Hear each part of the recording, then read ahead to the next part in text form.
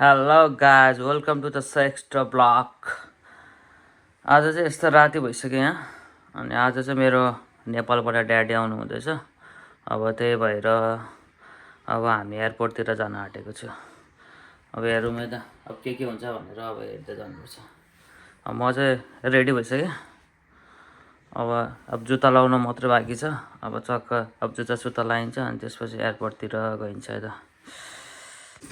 ल अब दिदीहरू चाहिँ खानासाना खाएर जाने थिएँ। अब म चाहिँ अहिले बुवासँग खान्छु भनेर खाएको छैन। यहाँ भान्सा चाहिँ यहाँ यस्तो छ, दाई चाहिँ त्यहाँ बनाएर छ। अब दाईहरूले चाहिँ खाना खान्छ र अहिले नै। अब म चाहिँ अहिले बुवासँग खान्छु अहिले। अब यस्तो छ। अब दिदीहरूले खाना खान्छ अनि त्यसपछि हामी एयरपोर्टतिर गइन्छ। हो कि होइन मान्छे भन्नु चाहिँ कहाँ जान्छ तिमी? एयरपोर्ट जाने रे भान्सी नि होइन। ल यहाँ चाहिँ धम्माधम भात खाइरहेछ दाई दिदी भान्जा भान्जीले चाहिँ। अनि खाएर हामी अनि फत्तै एयरपोर्टतिर चल्नुपर्छ नि। ल माम खाउँदा खै भन्छ, माम खाएर देखाउँथ्यो मामालाई। अहिले चाहिँ आफै खाने भएको छ मेरो भान्जाले। गममा खान्छ। ए भान्जीले पनि खाएर देखाउँथ्यो मामालाई। उसलाई चाहिँ फेरि दुई दुईवटा चम्चा चाहिन्छ अहिले। अब खानासाना खाएर अनि एयरपोर्ट गइन्छ। ल मेरो भान्जीको एयरपोर्टको आउटफिट भइरहेछ अनि मेरो दिदीको एयरपोर्टको आउटफिट। अब मेरो भान्जाको चाहिँ आउटफिट चेन्ज गर्नु बाँकी छ। ओके कम यहाँ। अनि यो चाहिँ मेरो नै आउटफिट, यो मेरो भान्जीको आउटफिट यस्तो छ। अब हामी गइन्छ कताको। अब हामी कहाँ जाने रे? एयरपोर्ट किन जानु भन? अब बुवालाई पिकअप गर्न गइन्छ अब हामी। ल अब हामी चाहिँ एयरपोर्टतिर जानुलाई रेडी भइसक्यो। यहाँ मेरो भान्जा भान्जी बसिसक्यो, दिदी बसिसक्यो, दाइले भान्जीको सिट बेल्ट लगाइरहेछ। अब हामी एयरपोर्टतिर गइन्छ। अब हाम्रोबाट चाहिँ त्यस्तै आधी घन्टा लाग्छ। एम्फोको बाटो गयो भने चाहिँ टोलको बाटो हो त्यो, $15 तिर्नुपर्छ। अनि त्यसपछि त्यहाँबाट जानुपर्छ।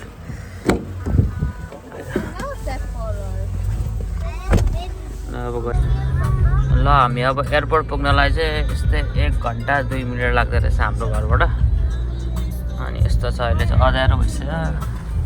अनि यहाँ चाहिँ भान्जा भान्जी दिदीहरू एक्साइटेड छ। अब हामी एयरपोर्टमा गएर भेट्नुपर्छ अहिले। ल अब चाहिँ हामी 10 मिनटमा एयरपोर्ट आउन आँटेको छ।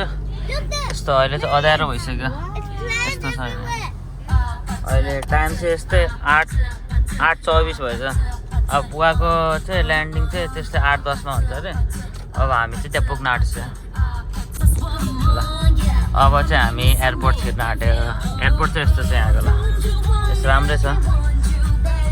अब यहाँबाट टक्क एयरपोर्ट छिरिन्छ अनि त्यसपछि बुवालाई भेटिन्छ। ल अब हामी चाहिँ एयरपोर्ट आइसक्यो।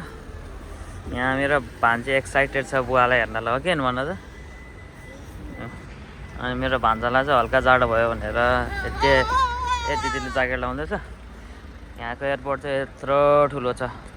अब हामी एयरपोर्टभित्र छिरिन्छ अनि त्यसपछि बुवा त अघि नै ल्यान्ड त भइसक्यो, तर अब त्यो बोर्डिङ पास लिएर के गरेर होला।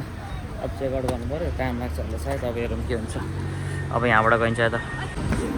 ल अब हामी चाहिँ एयरपोर्टभित्र छिरिसक्यो। यस्तो छ यहाँबाट गइरहेछ हामी। अब बुवा चाहिँ आएको छ कि छैन अब हेर्नुमा छ।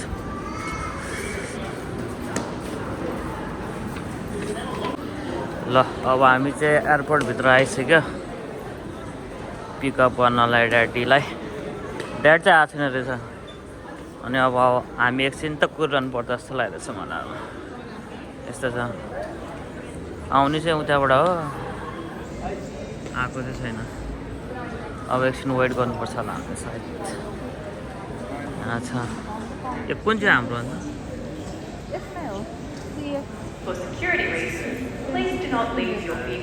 तर आउँदैछ होला अब के हुन्छ। यहाँ मेरो भान्जा भान्जी चाहिँ अब मजाले खेलिरहेछ। अब बुवा चाहिँ आएको छैन। अब कुरिरहेछ हामी। त्यही भएर अब यस्तो छ आएको छैन।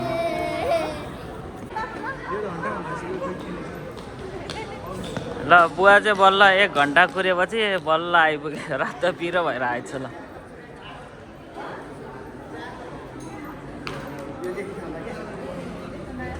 के भएर गाह्रो भयो? ए अनि अर्को मान्छे थिएन र त्यहाँ लेख्न लाउनु। ल बुवा नि आयो। ल अब हामी घरतिर गइन्छ।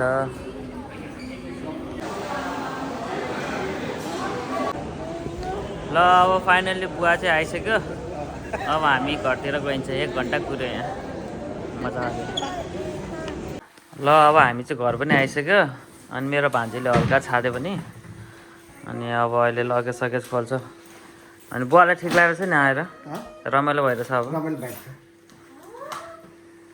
ल हाम्रो बुवाले चाहिँ सब खानेकुरा नै खानेकुरा बोकेर ल्याएछ। अब यस्तो छ। ल चिज बल ल्याएर रहेछ भान्जीहरूलाई, चौचो हालेर रहेछ। अनि अब ल अब खाइन्छ। अब पहिला भात खाइन्छ। भात थाहा छैन, भोक लागिसक्यो मलाई। ल आज चाहिँ दिदीले साग र आलु बनाएको छ अनि अचार बनाएको रहेछ, दाल बनाएको रहेछ। अब एकछिन भात सात खाइन्छ अनि त्यसपछि सुतिन्छ किनकि भोलि मेरो बिहानै काम छ।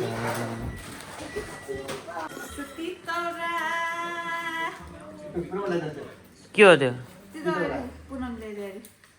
ए यो चाहिँ कस्तो खाले रहेछ अब थाहा भएन। यो चाहिँ भाउजूले पठाएर तितौरा।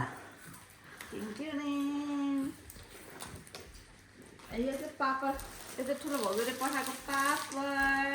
ठुलो भाउजूले पठाएर पापड। यो चाहिँ प्रेसर कुकर।